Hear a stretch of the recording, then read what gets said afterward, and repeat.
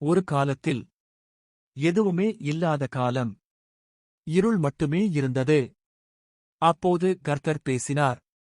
ஒளி உண்டாகுக என்றார். உடனே ஒளி பிறந்தது. கர்த்தர் ஒளியையும் இருளையும் பிரித்து, ஒளியை பகல் என்றும் இருளை இரவு என்றும் அழைத்தார்.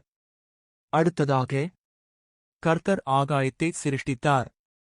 மேலுள்ள நீரையும் கீழுள்ள நீரையும் பிரித்தார். வானம் அழகாக விரிந்தது. பின்னர் கர்த்தர், நிலம் தோன்றுக என்றார். கடல்கள் பிரிந்து உலர்ந்த நிலம் வெளிப்பட்டது.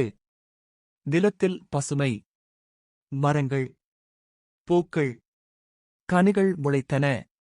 அதன்பின் கர்த்தர் சூரியன், சந்திரன், நட்சத்திரங்களை சிருஷ்டித்தார். அவை காலத்தையும் நாட்களையும் குறிக்க உதவின. பின்னர் கடலில் மீன்கள், வானத்தில் பறவைகள், நிலத்தில் மிருகங்கள் எல்லாம் உருவானது. உலகம் உயிரால் நிரம்பியது. இறுதியாக கர்த்தர் தமது சாயலிலே மனிதனை சிருஷ்டித்தார். ஆணும் பெண்ணுமாக அவர்களை உருவாக்கி இந்த உலகத்தை பாதுகாக்கும் பொறுப்பை கொடுத்தார். அனைத்தையும் பார்த்த கர்த்தர், இவை எல்லாம் மிகவும் நல்லது என்றார்.